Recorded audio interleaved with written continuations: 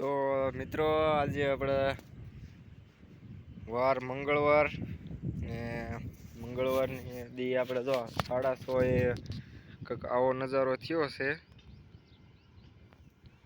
વરસાદની ફૂલે ફૂલ મામલો છે, જોઈ શકો છો તમે.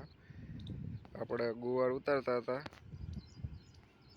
અને હવે ઉતરી ગયો ને જો આ બધો વાદળા છે ત્યાં બધો વરસાદ વરસી રહ્યો છે. અટાણે હાલમાં બાબરા ગામમાં અટાણે 100 વાગે આવું થયું છે ને આપણે તો ગુવાર ઉતારતા હતા ને જો એની હાલત જો આપણે સપલા પહેરીને ઉતારતા પાછા. બાકી તો 5 સિંગુ મોકલાવું મારા વાલા. સિંગુ પણ જોરદાર થઈ છે. આપણે એક વેચની સિંગુ તો આરામથી છે. જો સિંગુની ક્વોલિટી જોવો તમે, એક નંબર. હજી બીબડા વાળી નથી થઈ. બીબડા બી હજી નથી થયા. તો એની જે ઘોડી આમાં ચેક દેખાય છે એવા નથી થયા હજી. અને આપણે ગુવાર છે તે અંદાજે એટલો વાવેલો છે.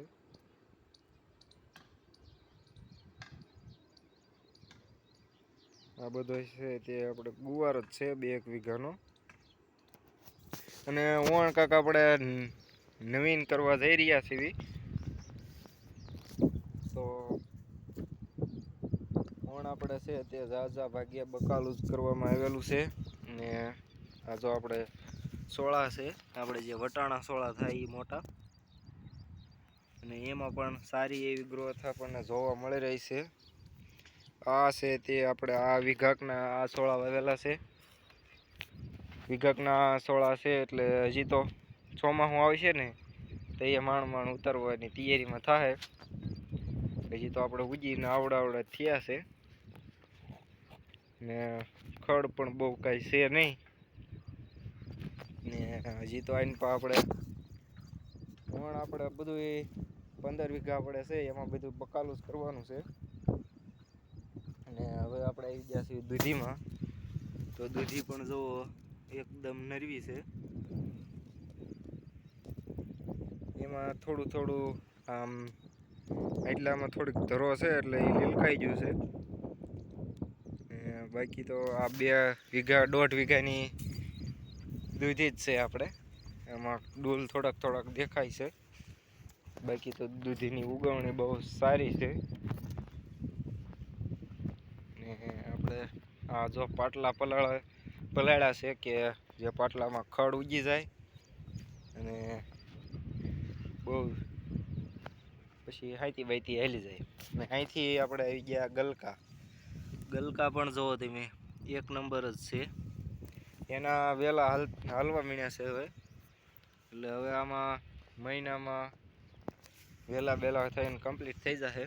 બાકી જો છે ને 1 નંબર. તો આપણે આ વીઘા 1.5 વીઘાનું આ વાવેલું છે ને એટલું આ નીંદવાનું આપણે બાકી છે 1 વીઘાનું. ગુવારમાં સેવી પીડ્યા સેવી એટલે કાંઈ નીંદાતું નથી. અને તમે હાસું એક કોમેન્ટ કરીને કહી દેજો કે તમારે ગુવાર વાવ્યો છે એ બધાને શું અટાણે શું હાલત છે, ભાવમાં ઘટાડો વધારો જોવા મળે છે. ને હવે કાંઈક થોડોક ગુવારમાં એમ થયું કે સુધર્યું એવું. ને બાકી તો જો આપણે નગરો હાટોડો જ છે એટલે હાટોડો તો લેવામાં સારો અને ખડ ઉકલે રહે. બાકી તો જો આમાં બધે અહીંયા સુધી આપણે વાવેલું છે.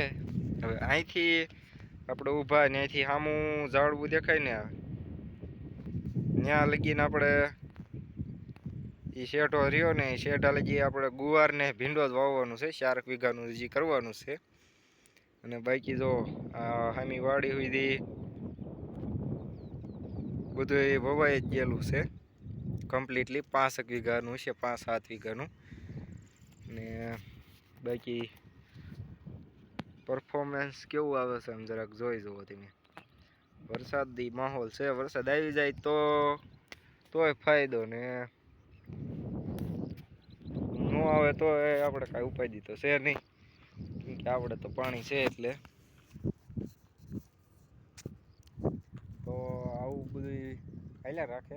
ઓણ બકાલાની માર્કેટિંગ કેવી કરે છે અને બકાલા વિશે જાણવા માટે આપણી ચેનલને સબસ્ક્રાઈબ કરી લેજો, એટલે તમારે આવા અવનવા વિડીયો જોવા હોય તો આપણી ચેનલમાં મળી જશે.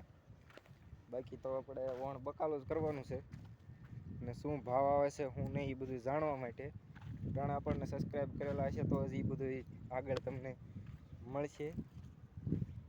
ને બાકી તો બકાલામાં કેવું કરે છે ઓણ આપણે નવો અનુભવ કરવા જઈ રહ્યા છીએ. આપણે વરહોવારી તો વાવી જ છે કપાને, એવું તો નોર્મલી છે, એ તો વાવતા જ હોય. કપાસ છે, માંડવી છે, આ બધું તો પણ ઓણ આપણે બકાલાનો સાહસ કર્યો છે. બકાલું તો જો કે આપણે એવું નથી કે પેલા નહોતા વાવતા ને હવે વાવવા મળ્યા છે. પહેલાં આપણે વાવતા હતા પણ થોડું થોડું, એટલું બધું નહીં. આવું બધું દૂધી આપણે વાવી લીધી, પછી ઘીહોડા વાવી લીધા, ઘીસોડા અને જેને તુરિયા કે એ. પછી તો આપણે ગુવાર તો નહોતો એવો, ભીંડો વાવી લીધેલો અને રીંગણી વાવી લીધેલી. આ બધું વાવી લીધેલું, 2-2, 3-3, 4-4 વીઘાનું કરી લીધેલું. આ આપણે ઓણ એક નવો સાહસ કર્યો છે અને આ નવા સાહસમાં આપણું કેવું રહે છે પરફોર્મન્સ એ જોવાનું છે. જો બકાલામાં સારું પડી જાય તો વાંધો નહીં. એક રીતે તો બકાલામાં બહુ સારું છે અને એક રીતે નહીં, પણ જો ભાવ આવી જાય તો કાંઈ વાંધો ન આવે. નકર તો તમને ખબર જ છે કે ભાવ ન આવે એટલે શું હાલત થાય. કપાસમાં ને એમાં તો નોર્મલી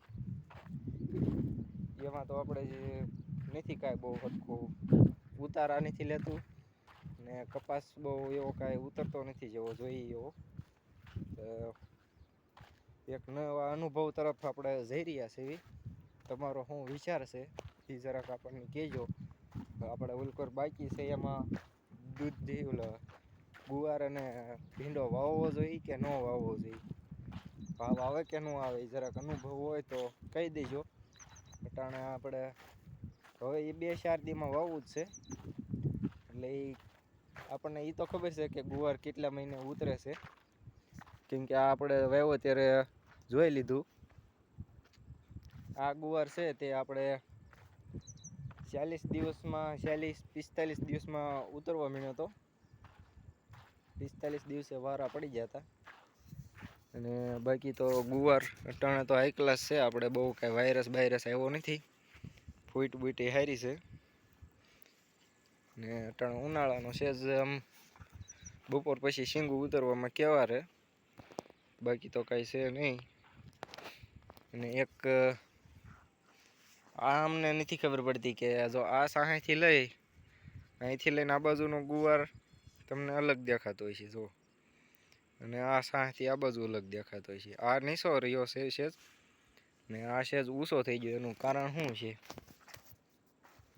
તો જરાક કહી દેજો. અને આપણે જો આમાં ફાલ ફૂલ હજી છોડ 1 ફૂટનો થયો છે મારા અંદાજે, ને એમાં ફૂટ હજી એમનામ હજી હેલો જ જાય છે છોડવો. આમાં આપણે દવા નથી છાંટી, દવા મૂળ 2 વાર જ છાંટી છે.